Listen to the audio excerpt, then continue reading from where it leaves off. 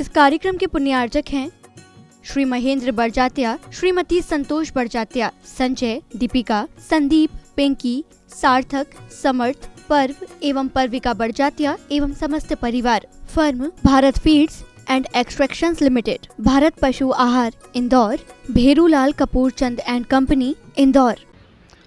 ओम नमः सिद्धेभ्यः, ओम नमः सिद्धेभ्यः। नमस्त्री वर्धमानाय निर्धूत कलिलात्मने, सालोकानां त्रिलोकानां यद विद्या दर्पणायते। अहिंसा परमो धर्म की, महावीर भगवान की जय। प्रातः स्मरणीय परम पूजाचार्य गुरुवर श्री विद्यासागर जी मुनि महाराज राज की जय। पूज्य नरैया बख्शरणपुर समय सागर जी महाराज की, मुनि संघ के, आर्यका संघ के।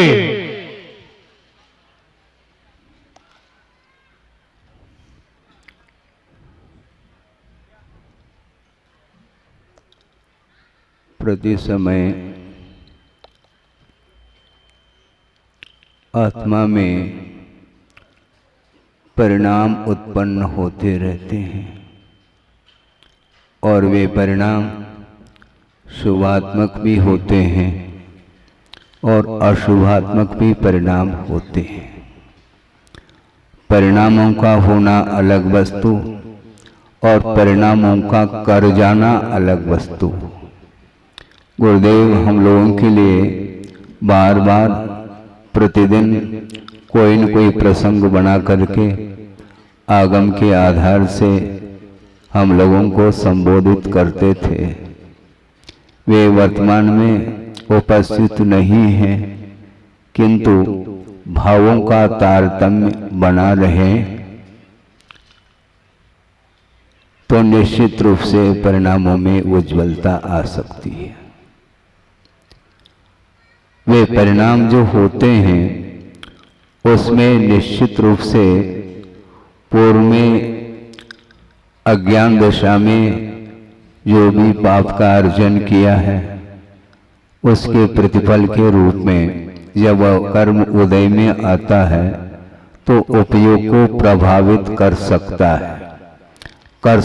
इसलिए कह रहा हूं, यदि अनिवार्य रूप से वह प्रभाव डाले तो फिर कर्मबंध की जो श्रृंखला है या उसकी जो परंपरा है वह कभी भी टूट नहीं सकती है। पुरुषार्थ के माध्यम से उस परंपरा को तोड़ने का पुरुषार्थ किया जा सकता है, जिसके अंदर कर्मबंध के जो हो रहा है बंद, उसको तोड़ने का पुरुषार्थ वह कर लेता है। और दूसरी बात यह है कि जिसको कर्म बंध की कोई चिंता नहीं है उसके लिए क्वेश्चन मार्क है। जिसको कर्म बंध की कोई चिंता ही नहीं है तो उसके लिए भगवान का उपदेश भी कोई प्रभाव डालने वाला नहीं है।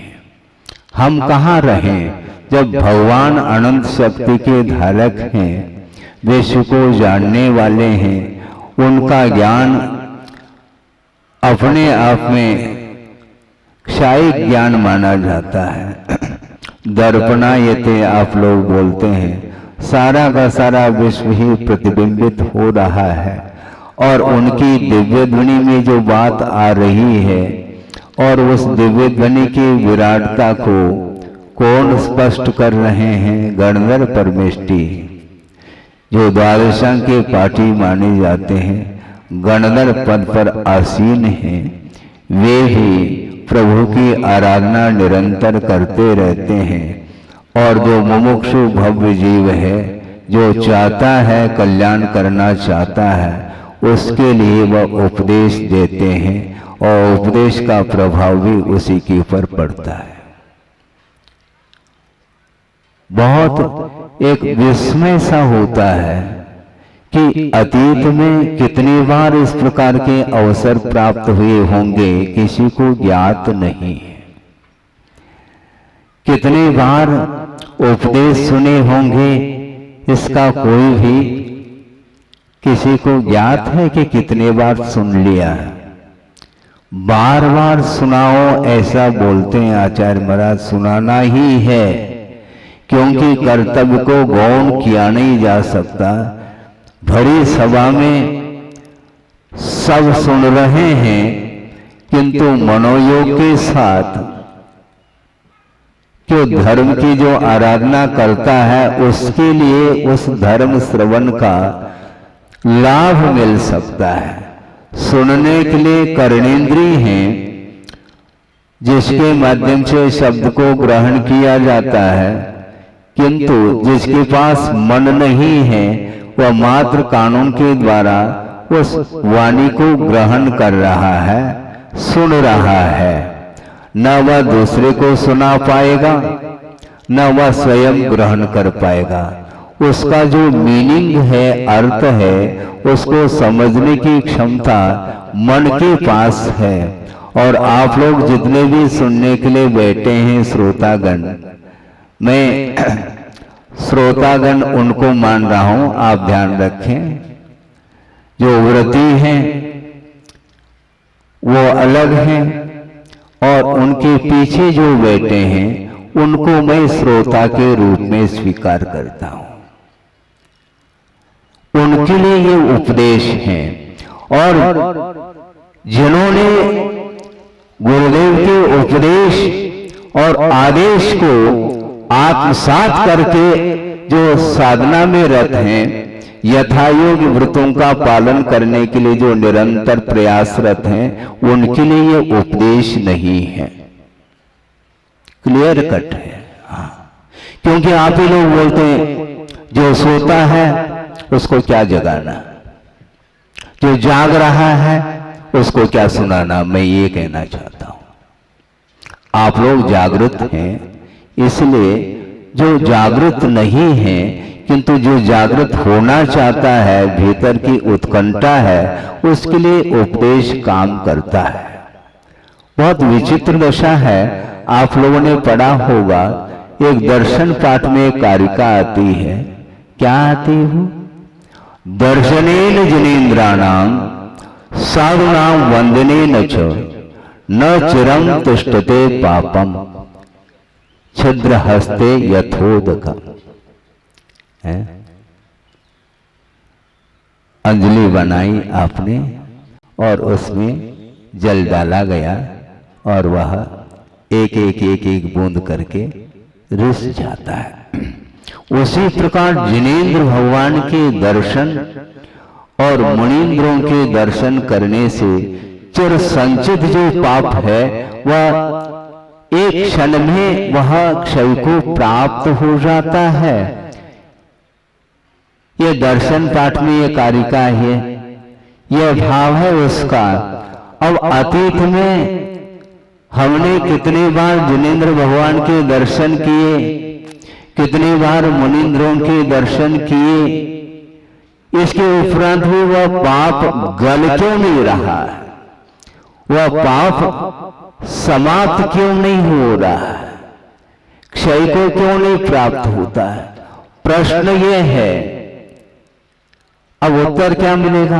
उत्तर यही मिलेगा, हमने उस कारिका को तो पढ़ लिया बार बार, किंतु उसको आत्मसात नहीं कर पाए। प्रसंग में दे रहा हूं, गुरुदेव ने ये कहा, उनके मुख से मैंने सुना, आपने सुना हो तो अच्छी बात है। उन्होंने एक बार कहा कि वंदना करना सीखो। आप सुन रहे हैं?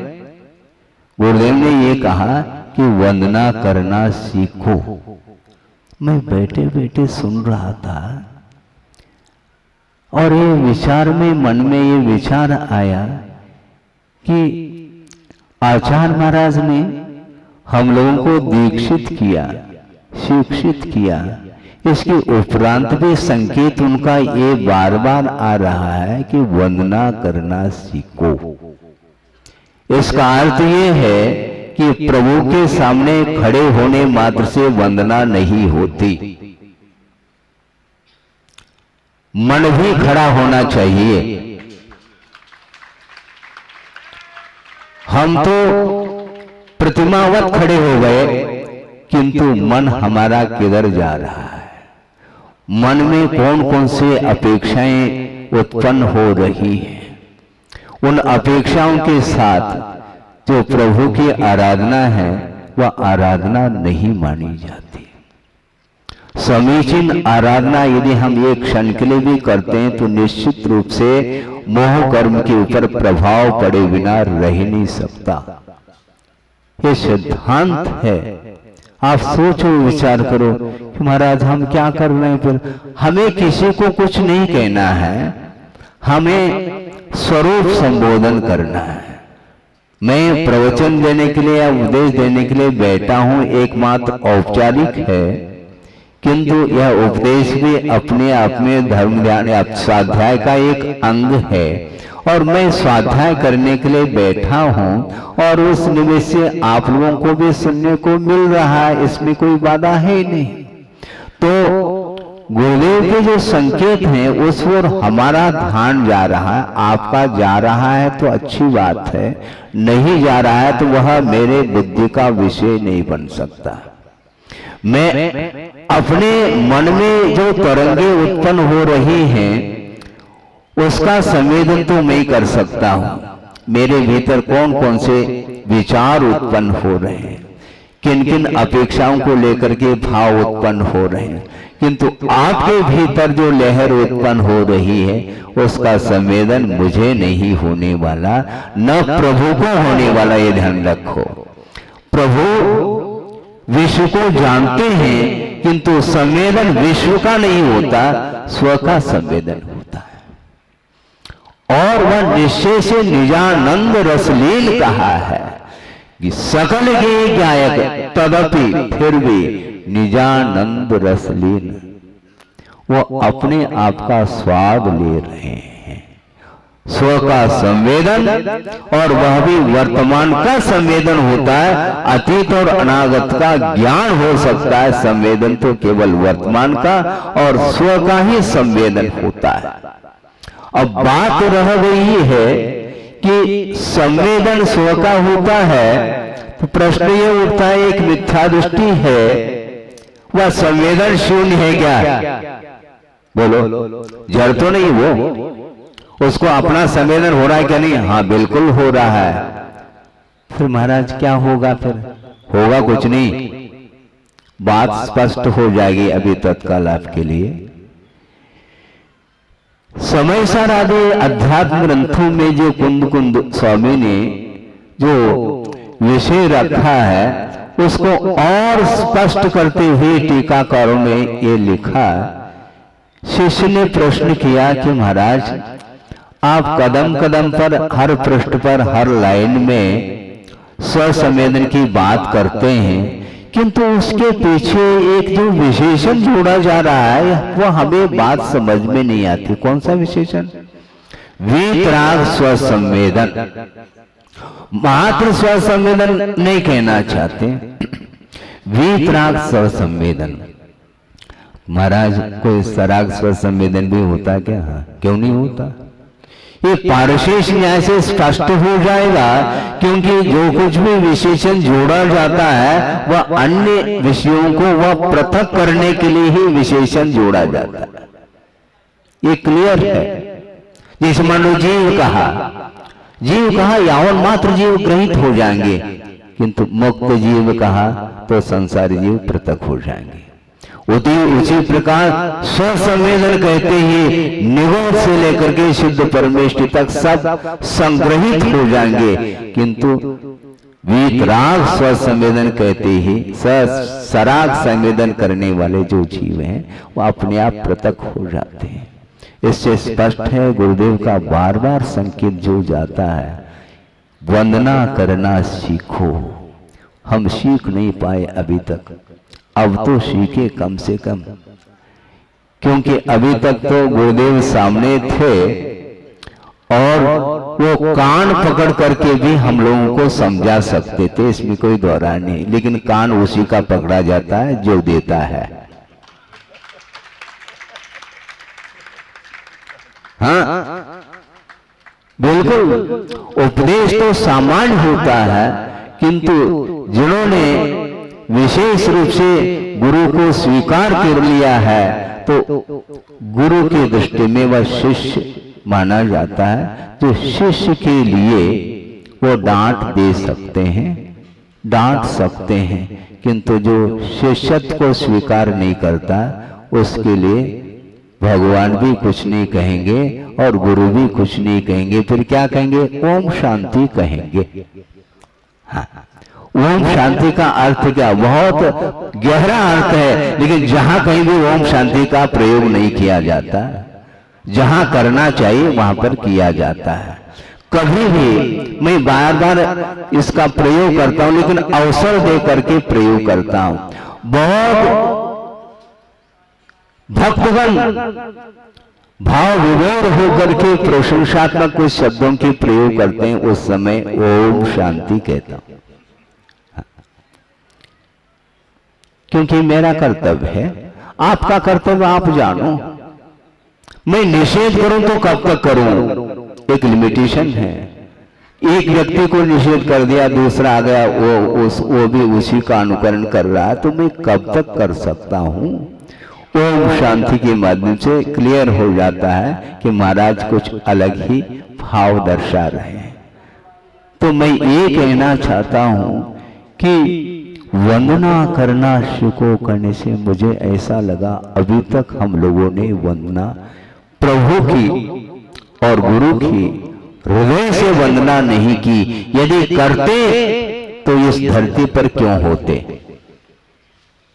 सुन रहे हैं आप? इसमें मैं भी शामिल हूं, ऐसा नहीं कि मैं पृथक हो गया हूं। आप लोगों के बीच में मैं भी हूं और आप भी बैठे हैं। मैं भी संसारी हूं, आप भी संसारी हैं, और संसार से मुक्त होने के लिए ये सारा सारा उपक्रम, ये साधना की जा रही है। इसलिए गुरुदेव एक एक शब्द जो कहते हैं वो सूत्रात्मक होते हैं। महाराज हमारे लिए सूत्र दे दो, ये बहुत बड़ा सूत्र है ये। हाँ, सूत्र दो। हम कहते हैं महाराज तत्व सूत्र ले लो। हाँ, 358 सूत्र है, उस 57, तो उसमें से जो भी आपको रुचे, वैसे तो सभी सूत्र रुचना चाहिए। इसके उपरांत भी मान लो, भाव विशेष रूप से मान लो किसी सूत्र में निकलते हैं, उसमें जटिलता नहीं है, ऐसे सूत्रों को भी आप आत्मसात कर सकते हैं। और उसमें एक सूत्र है, जगत काय स्वभाव हुआ संवेग वैराग्यार्थम कहा। जगत का चिंतन करो तो संवेग उत्पन्न होगा, और इस काया का चिंतन करो तो वैराग उत्पन्न हुए बिना रह नहीं सकता। ये क्लियर है। संवेग और वैराग के बिना जीना कोई जीना नहीं है। मरना फिर भी उपयुक्त है, किंतु संवेग और वैराग के बिना दीर्घ काल तक जीना भी कोई जीना नहीं माना जाता। हाँ, नहीं माना जाता। संसार में अनंत काल से जीते आए, और कितना जीना चाहो। जीना और मरना इसका एक प्रकार से एक स्वभाव जैसा बन गया है, वो होगा। जातस्य मरणम ध्रुवम कहा, ये निश्चित है। किंतु जी करके हम कौन सा कार्य कर रहे हैं? अभी तक कोई नया कार्य नहीं किया संसारी प्राणी ने, केवल रिपीट करता चला, पुनरावृत्ति हो रही है, और पुनरावृत्ति का नाम ही संसार है। संसरणम संसार परिवर्तनम इत्यर्थः। परिवर्तन का नाम संसार है, और उसी का नाम परिभ्रमण बोला है। परिभ्रमण और यात्रा में जमीन आसमान का अंतर है। मोक्ष की यात्रा होती है, संसार का परिभ्रमण होता है, संसार की यात्रा नहीं होती। तो हमें क्या करना? यात्रा करनी है, क्या परिभ्रमण करना है? आपको क्या इष्ट है, क्या अभिष्ट है आपको? महाराज हमें तो परिभ्रमण समाप्त हो जाए। समाप्त हो जाए ऐसा कहने से तो समाप्त नहीं होगा। आगम के अनुरूप गुरुओं के संकेत के अनुरूप, उनके आदेश के अनुरूप यदि हम कदम रखते हैं तो निश्चित रूप से उसी समय से आपका विकास प्रारंभ होगा, इसमें कोई संदेह नहीं है। पटेरा की बात है, बहुत पुरानी घटना प्रसंग है।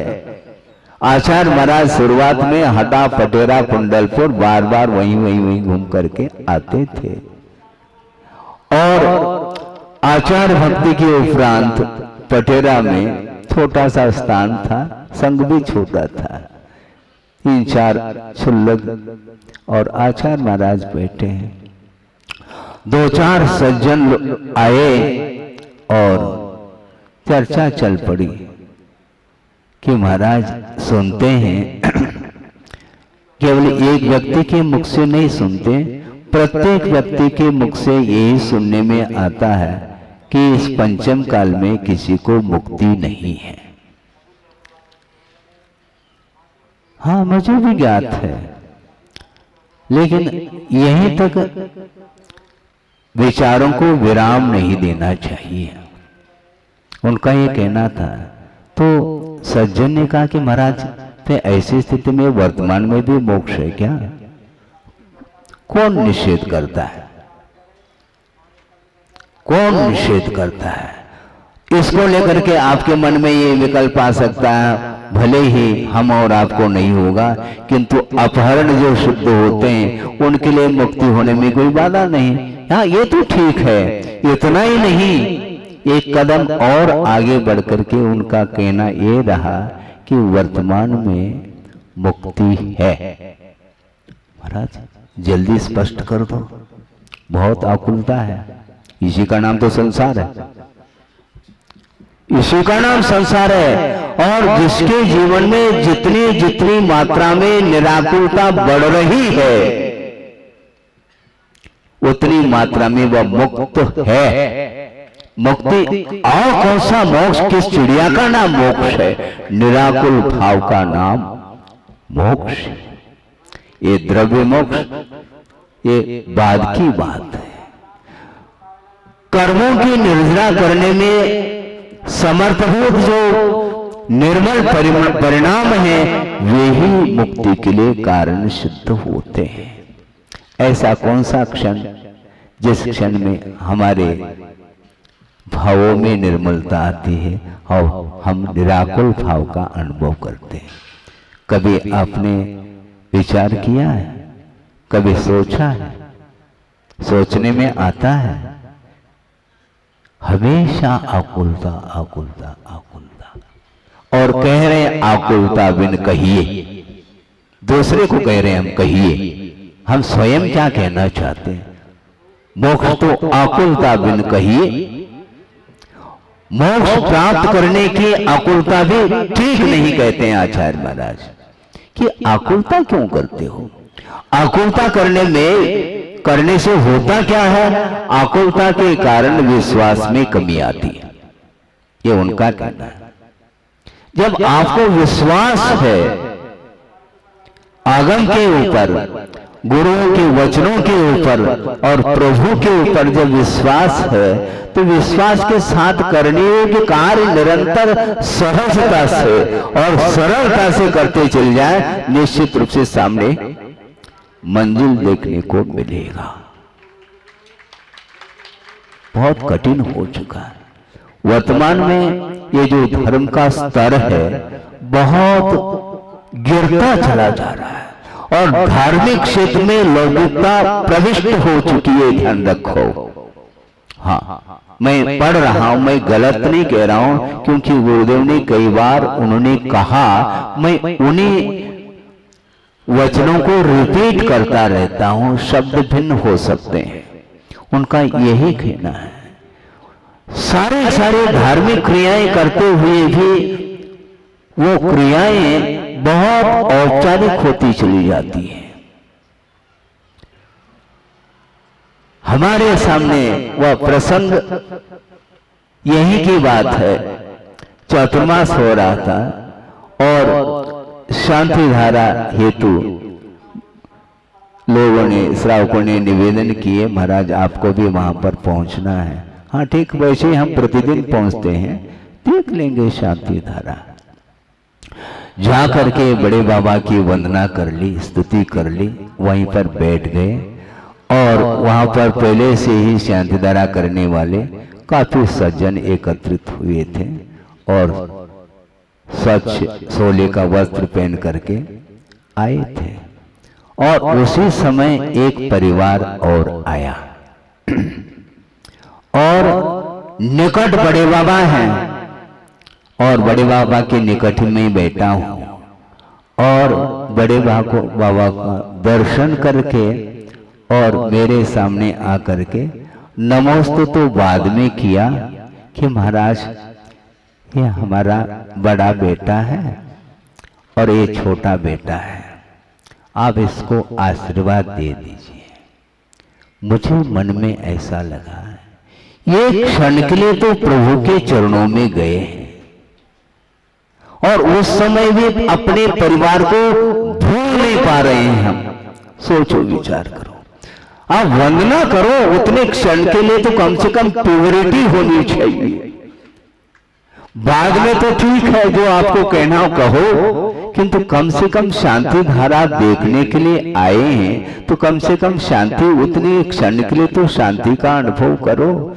मेरे मन में भाव आया, कहा कुछ नहीं हमने, क्योंकि कहने से कोई सार नहीं निकलता। हाँ, क्योंकि हम कहते चले जाते हैं और उनको जो करना है वही करता चला जाता है। नमोस्तु बाद में, पहले महाराज हम जबलपुर से आए, नमोस्तु। हाँ, इसी प्रकार चौके में महाराज हम दोनों से आए हैं, मन शुद्धि, वचन शुद्धि, काया शुद्धि। भाव है उनके,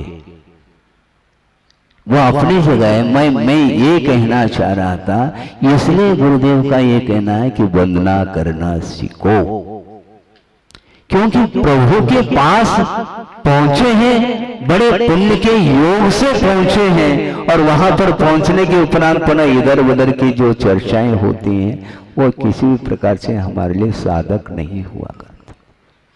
तद्गुण लब्धये अहम वंदे, जब स्वाध्याय करते हैं वो समय ये पंक्ति आती है, बाकी समय तद्गुण लब्धये कहा और वहां जाकर के पुनः तद्धन लब्धये, धन की प्राप्ति के लिए मैं वंदना कर रहा हूं। तो भगवान भी हंसते होंगे, भगवान हंसते नहीं, किंतु एक बात कही जा रही है, भगवान से कोई भी बात छुपी हुई ही नहीं है। प्रत्येक भावों को वो देख रहे हैं, किंतु कहते कुछ भी नहीं, क्योंकि कहने में सार नहीं है। और बिना कहे जो पाठ ले रहा है तो उसको कहने में क्या आवश्यकता है, कहने की क्या आवश्यकता है। अवाक वपुषा निरूपयन्तम मोक्ष मार्गम युक्त्यागम कुशलम आचार्य वर्जम, ये सारे आचार्य महाराज के विशेषण हैं। और यही की बात है, महोत्सव की बात। एक और प्रसंग आपके सामने रखूं ताकि बाद में आप लोग कहते महाराज हमें एक आध संस्मरण सुना दो। अब आधा भी सुनाया जाता है क्या? एक आधा मतलब एक तो सुनाया जा सकता, आधा भी कह रहे हैं आप, ताकि बहुत बड़ा यदि हो तो बाद में आधा पूर्ण कर लेना, ऐसा भी भाव हो सकता है आपका, कोई बाधा नहीं। आचार्य महाराज बैठे हैं और दो चार महाराज और भी थे, वैयावती कर रहे थे, मैं बैठा था। और उस समय ऐसा ही कुछ प्रसंग निकला था और उस प्रसंग के अनुरूप हमने गुरुदेव से ये मान लो प्रथम बार ही पूछा है, ऐसे मैं मान के चलता हूँ। एक आध बार और कभी आया हो प्रसंग, वो अलग वस्तु। महाराज पूजपा स्वामी ने आचार्य महाराज के लिए कुछ विशेषण दिए हैं। उसमें एक विशेषण पूजपा स्वामी ने ये दिया है कि परहित प्रतिपादन एक कार्यम, ऐसा उन्होंने कहा। एक का अर्थ महाराज हमें अपनी बुद्धि के अनुरूप ये समझ में आ रहा है कि एक का अर्थ प्रमुख, तो गुरुदेव ने टोंक दिया, प्रमुख नहीं ध्यान रखो। महाराज फिर क्या? एक कार्य का अर्थ वही कार्य है, अन्य कार्य नहीं। परहित प्रतिपादनम एक कार्यम, वही एकमात्र कार्य है, दूसरा कार्य नहीं। लेकिन ये किसका कार्य है? उनका कार्य है, साधु का नहीं, ध्यान रखो। साधु का तो इतना ही कार्य है। क्या कार्य है? उन्होंने जो कार्य दिया है उतना करना ही कार्य है, और कोई दूसरा कार्य नहीं। वो जो कहते हैं हमारे लिए, वही हमारे लिए कार्य है। वो जो करते वो हमारा कार्य नहीं, ये उनका कार्य है। उनका कार्य और कौन कौन से हैं? ये उन्हीं का कार्य है। हमें आदेशित करते हैं तुम्हें इतना कार्य करना है। अभी कुछ दिन पूर्व में ही ऐसा प्रसंग निकला था कि कर्तुम योग्यम कार्यम, कर्तुम योग्य कर्तव्य, ऐसे एक परिभाषा मिलती है। लेकिन थोड़ा सा अर्थ गहरा और आपके सामने रखना चाहता हूं कि करने योग्य कार्य भी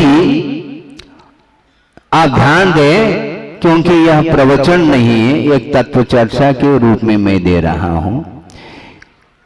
करने योग्य जो है वह कर्तव्य है, ऐसा कहना मैं नहीं चाहता है।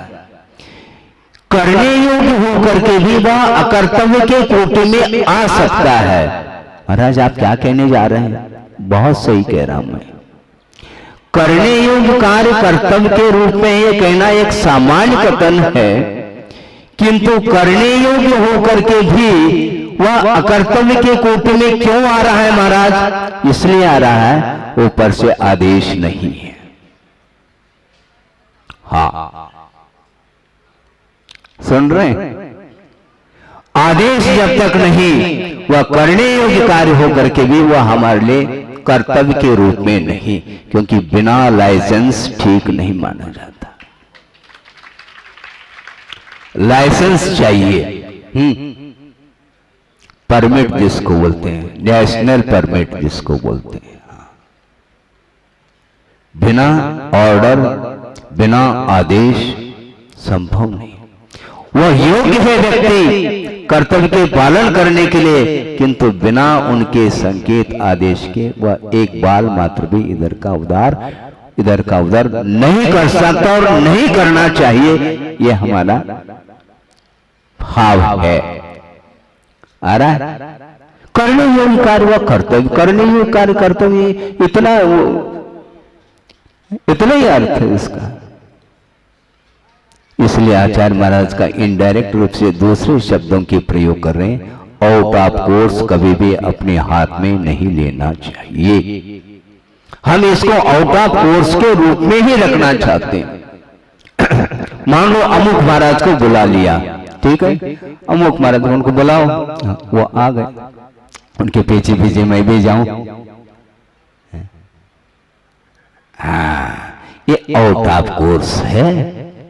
हाँ ये आउट ऑफ, उनसे भी पहले भागता मैं पहुंच जाऊं, ठीक नहीं।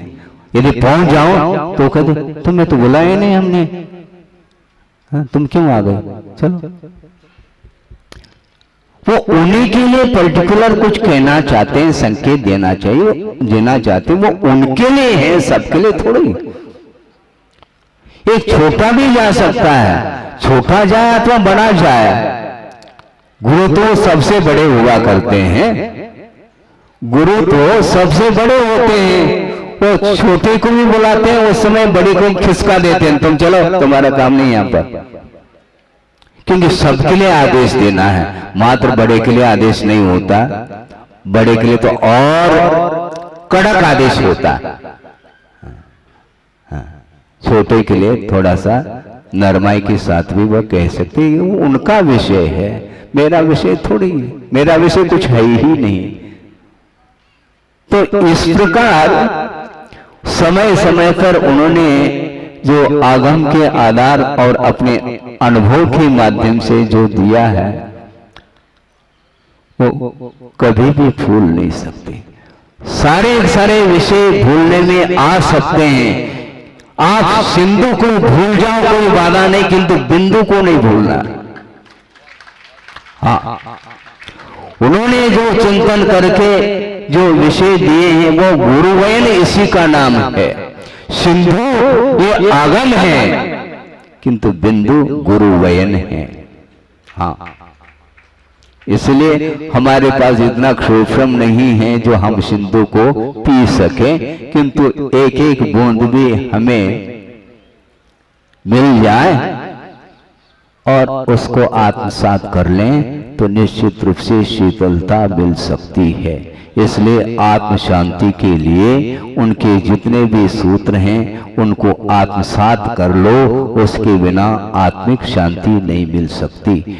शारीरिक शांति अलग है, भूख लग गई, प्यास लग गई और अपने अनपात से अपने भोजन भी कर लिया, पानी भी पी लिया, ठीक है, 2-4 घंटे के लिए फुर्सत हो गए, उनके लिए कह रहा हूं कि आपके लिए तो उपदेश है ही नहीं, क्योंकि आप तो एक ही बार भोजन करते हैं। उनके लिए कहा जा रहा है जो नीचे बैठे हैं 2-4 बार लेने वाले हैं, उनको ये कहा जा रहा है कि भोजन पान करने के उपरांत 2-4 घंटे के लिए फुर्सत हो जाते हैं, पुनः भूख लगती है तो पुनः ले लेते हैं। ये शारीरिक भूख है, किंतु मानसिक भूख इससे भयानक है। हाँ, सागरोपम आयतक स्वर्गों में इंद्र के जो अंडर में रहते हैं वे सारे मानसिक पीड़ा से व्यथित रहते हैं, उससे बच नहीं पाते हैं, क्योंकि दूसरे के अंडर में रहना कौन पसंद करता है, किंतु दूसरे के अंडर में रहना कौन पसंद करता है, कोई नहीं करता संसारी प्राणी। किंतु जो शिष्य होता है वह निरंतर गुरु के अंडर में ही रहना चाहता है, ये ध्यान रखो, तभी वह वस्तुतः शिष्य माना जाता है, क्योंकि आदेश है आउट ऑफ कोर्स हाथ में लेना नहीं। इसलिए बिना संकेत, बिना लाइसेंस के आप कर्तव्य का पालन भी नहीं कर सकते। महाराज, कर्तव्य पालन करने में हम स्वतंत्र नहीं है क्या? आप स्वतंत्र हैं, लेकिन आदेश भी तो होना चाहिए। तो ये है, कहने के लिए बहुत समय अपेक्षित है। 2-3 विषय जो गुरुदेव ने दिए थे सबके लिए दिए होंगे, लेकिन प्रसंग बना करके पुनः उसको अनुप्रेक्षा का रूप दे दिया, ताकि उसके पर और मनन चिंतन करें और अपने परिणामों को पवित्र बनाएं। अहिंसा परमो धर्म की जय। बोधि समाधि परिणाम शुद्धि स्वात्मोपलब्धि शिव शोक शुद्धि चिंतामणिम चिंतित वस्तुदाने त्वां वंदमानस्य ममास्तुते। परम पूज्याचार्य गुरुवर श्री विद्यासागर जी मुनि महाराज की। इस कार्यक्रम के पुण्यार्चक थे श्री महेंद्र बरजात्या, श्रीमती संतोष बरजात्या, संजय, दीपिका, संदीप, पिंकी, सार्थक, समर्थ, पर्व एवं पर्विका बरजात्या एवं समस्त परिवार। Firm Bharat feeds and extractions limited, Bharat पशु आहार, इंदौर। भेरूलाल कपूर चंद एंड कंपनी, इंदौर।